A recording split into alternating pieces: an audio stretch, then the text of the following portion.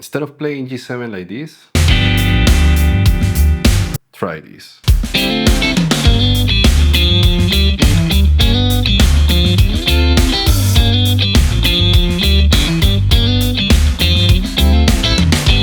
Now for this example, G7 is going to be the 5 chord in the key of C. We're going for that Mixolydian sound. So how do we create movement over dominant chords? Again, we have a tonal center. We first need to find the relative major scale, harmonize that scale, and superimpose some simple minor and major triads over our dominant chord, in this case G7. Now I'm mainly playing over this G7 chord, right? So if I want to relate this chord to the cage system, I'm mainly going to be playing around the C shape, right? Now remember, a shape is just a way to play the 7 notes of the scale in a certain part of the guitar.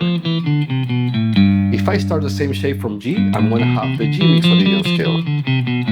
If I start the same shape from C, I'm going to have the C major scale. Right? Now I'm going to try to harmonize that C major scale, but without leaving the shape. So C major is my 1 chord, D minor is my 2 chord, E minor is my 3 chord, F major is my 4 chord, G major is my 5 chord, A minor is my 6 chord, B diminished is my 7 chord, and I'm back on C major. Now for the sake of the example, I didn't leave the shape, right? But this is the hard work. This is where you want to actually learn all the triads all over the fretboard, horizontally, vertically, in first inversion, second inversion, and root position. Now that I have the triads, I'm going to go back to my musical example, and I'm going to superimpose some of these simple triad shapes over G7. So I'm going to actually be playing the 4 chord that is F, right? And the 1 chord that is C over G. Let's analyze those notes over G. I'm going to go to this F, root position strings to 3 and 4.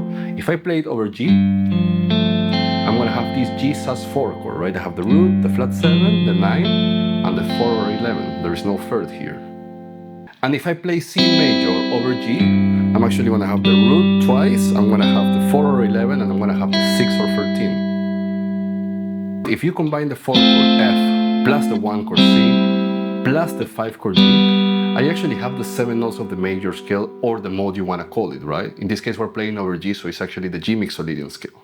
Let's analyze that. Whenever I'm playing a G major triad, I have the root, the 3rd, and the 5th. If I bring the C major triad, I have a common tone with G. I have the root, but I'm bringing the 4 or 11 and the 6 or 13th. And if I play F major, again I have a common tone that is that C note, that 5th, but I'm bringing that flat 7 and that 9th. So we're actually playing the 7 notes of the scale or the mode, but not in a scalar way, more in a triads way.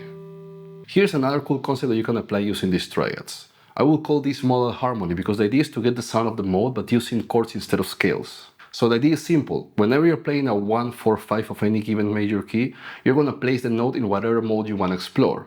For example, if we're in the key of G, G is the 1 chord, C is the 4 chord, D is the 5 chord, but you're going to place your bass note over A. Now if we go to the key of G major, G is going to be my 1 chord, C is going to be my 4 chord, and D is going to be my 5 chord. Again, the idea is going to be to put the bass note to whatever mode we want to listen or explore, right? So we're going to come up with really cool chords here. If I play G over A, I'm going to have again that really cool A7 sus4 chord, right? With the 9, there is no third here. If I play C, the 4 chord over A, I have an A minor 7 chord. This is a good start to actually play the Dorian mode, right? We have a minor 7 sound. We just have 3 more notes to actually get the sound of the mode. And if I go to D major and I put my bass over A, here I have the chord that brings the Dorian sound, right? I have the root twice, I have the 4 or 11, and I have that 13 that gives me the sound of the Dorian. You can do this with any mode. For example, if I want to get the sound of the Lydian mode, right? Again, I'm going to play the 1, 4, 5, and I'm going to place my bass note over the Lydian mode. In this case, it's going to be C, right? Because C is the 4 chord in the key of G. So let's apply that concept. I'm going to play G major, that is my 1 chord. I'm going to put my bass over C, and I'm going to have a C major 9 here. Now I'm going to go to C major with the bass on C. Of course, it's just a C major triad. But again, this is the start of the Lydian mode. A Lydian mode is a major sound, so it makes sense that we have the root, the major 3rd, and the 5th inside the scale. And the last chord is going to be D major over C. I'm going to have the 6 or 13, the 9th, and the sharp 11. This is that chord that gives me that Lydian sound. Okay, let's go back to the musical example. We were playing over G7 and C major was our relative major key. I'm borrowing the 1 chord and the 4 chord, and we're playing them over G to add movement. So I'm gonna start by playing this F major, first inversion, right? Then I'm gonna go to this C major, second inversion. And from here, I'm gonna think about this G major root position triad, but first I'm gonna start by sliding just the G and the B string from a half step below. From here, I'm gonna go to that root, whole step down to the flat 7, and back to the root. That sounds like this. From here, I'm gonna play a single note line using some notes of the Mixolydian scale.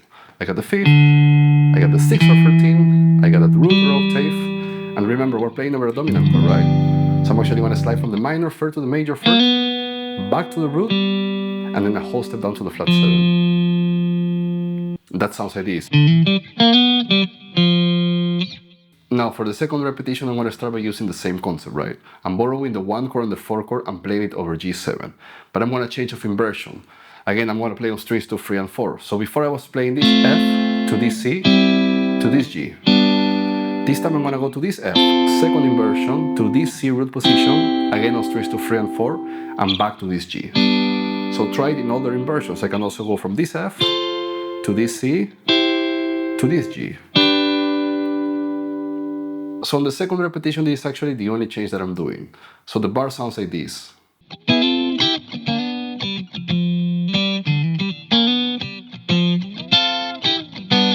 Now if I put those parts together at the end, I have this.